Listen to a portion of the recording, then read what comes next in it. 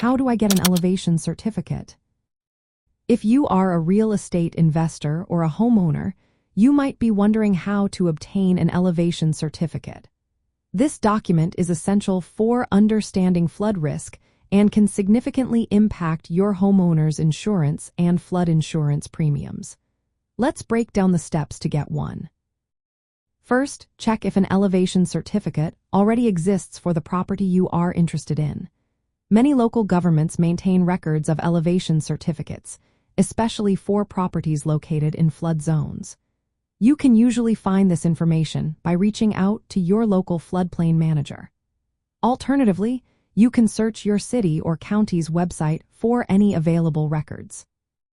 Some states, like Florida, even have online databases where you can enter the property address to see if a certificate is on file. If you discover that no certificate exists, you will need to have one created. This task is typically performed by a licensed land surveyor or engineer.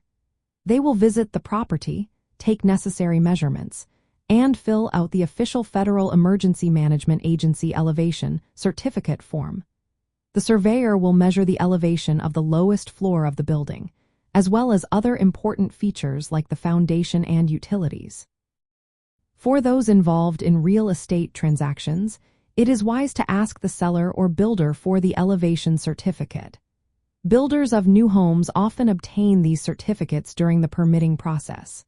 If you are purchasing a property, check your closing documents, as the elevation certificate may be included there. If you cannot find an existing certificate and need a new one, hiring a professional surveyor is the way to go.